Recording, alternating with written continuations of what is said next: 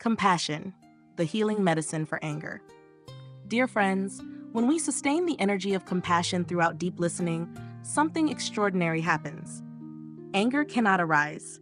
Irritation cannot take hold. Even if harsh words are spoken, they simply cannot pierce the heart that is protected by the gentle armor of compassion. This is why we listen not as ordinary beings, but as one who aspires to embody the great being, the one who understands that the person speaking is drowning in suffering and in need of refuge. Yet to enter this fire of suffering, we must be prepared. Just as a firefighter doesn't walk into flames without proper equipment, ladders, hoses, fireproof gear, we too must carry our tools when sitting with someone whose heart is ablaze with pain and anger. Without protection, we may become overwhelmed and consumed by their suffering, unable to offer true help. Our tool is the energy of compassion, sustained by mindful breathing. The breath is our anchor. It generates mindfulness, and that mindfulness becomes our strength. It keeps our deepest intention alive, the wish to help the other person speak from the depths of their heart. Yes, their words may be bitter, filled with blame and judgment. And yes, they may touch our own wounds.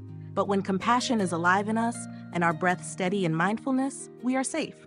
We can listen, sometimes for hours, without being harmed. In fact, we are nourished because we know we are helping relieve suffering. In those moments, we are not just listeners. We are healers. We are practicing like a bodhisattva. We are, in truth, therapists of the highest kind. Compassion arises naturally from understanding. And when understanding is present, even the sharpest words cannot wound us. But if we cannot truly listen with compassion, it is better not to pretend. The other will sense the absence of authenticity. They will feel unheard, unseen. No amount of theory about suffering can replace the felt experience of being deeply understood. To listen with compassion is not a performance. It is the fruit of sincere practice. Nourishing ourselves, gently and daily, dear friends, touching suffering helps us grow compassion. It also helps us recognize happiness when it is present. Without exposure to sorrow, we may never truly know the taste of joy. So the practice requires us to turn towards suffering, but we must also recognize our limits. If we listen too often to stories of grief, anger, despair, without taking time to nourish ourselves, we lose balance. We become depleted. To stay whole, we must daily return to what is wholesome, refreshing, and healing. The blue sky, the singing birds, a child's smile, a cup of tea, the silent miracle of breathing. Sometimes we may feel lost in pain or anxiety. That is when we need our friends, our sangha. A friend might gently say, "Dear one, look at the sky this morning. Though fog lingers, isn't it beautiful? Heaven is right here. Why not return and enjoy it?" This too is spiritual practice, allowing others to rescue us with kindness. You are surrounded by brothers and sisters in the practice, by elders and companions who live with joy and clarity. Their presence is the raft that brings you back to the shore of the present moment. This is the path of nourishment, and it is essential. Each day, let us live deeply with peace and love, for time passes quickly. Each morning, I light a stick of incense, offering it to the Buddha, and make a quiet vow to live every moment of the day with awareness. Through mindful breathing and mindful walking, I am able to savor each moment as a gift. These practices, so simple yet so powerful, help me stay rooted in the here and now, where life is always waiting to embrace me. Even the sound of a bell is a gentle invitation. At Plum Village, the ringing of a phone or a mindfulness bell becomes a cue to stop, breathe, and smile. In that pause, we remember we are alive. We have everything we need to touch the miracle of life. There is no striving, no forcing, just a natural return. Inhale, exhale, 3 breaths in joy. We pause to restore peace, and in that stillness, we regain our freedom. Know your limits, tend your garden. Spiritual practice means knowing your own limits. Even if you are a Dharma teacher, trained in compassionate listening, you still need moments to walk mindfully, to rest, to drink tea. You need the company of joyful, grounded people. You need to be nourished so you can nourish others. To truly listen to another's suffering, you must care for yourself first. You must be fed daily by beauty, by stillness, by kindness, and you must train to cultivate compassion in your own heart. Only then can you carry the strength of a true healer.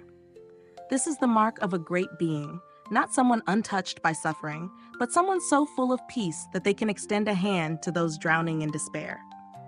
Let us walk this path together, with presence, with breath, with the boundless heart of compassion. You are your child. Dear friends, as parents, we must learn to truly listen to our children. This is not a luxury, it is a necessity. Because our children are not separate from us. They are our continuation, our living presence moving forward in time. More than anything, we need to restore communication with them. Think of your own body. If your heart or stomach is in pain, you would never say, "This heart isn't mine," or "I want nothing to do with this stomach." That would be absurd. We instinctively care for our organs knowing they are part of us. But sometimes we say such things to our children. Harsh words spoken out of frustration. "You are not my child. My child would never behave like this." In that moment, we forget wisdom. We forget love. If you are a mother, you may recall that from the very beginning of your child's life, when they were still a forming presence in your womb, you knew deeply that you and this being were one. You spoke to your unborn child with tenderness. "Be still, my love. I'm here. Mama is with you." Everything you ate, the baby received. Your joys were their joys. Your sorrows, theirs too. You were one body, one breath. But after birth, once the umbilical cord is cut, the sense of oneness gradually fades. As your child grows, reaching the age of 12 or 13, you may begin to see them as separate, as other. And if conflict arises, you may forget that deep connection entirely. But having difficulties with your child is not unlike having an illness of the heart or the stomach. If you would not reject your own body, how can you reject your child? The Buddha teaches that there is no separate self. There is no solid boundary between you and them. You and your child are simply two expressions of the same stream of life, carried forward by countless generations of ancestors. You are two drops from the same river, the river of life. Everything your child does will affect you, just as when they were still in your womb. And every thought, every action you take will shape their future, because you are never truly apart. Your joy is their joy, your pain is their pain, and vice versa. That is why it is so important, so urgent that we restore communication, not just for the sake of harmony, but for the well-being of the entire stream of life flowing through you and your child. Let us return to one another. Let us remember that in understanding and love, we are already home.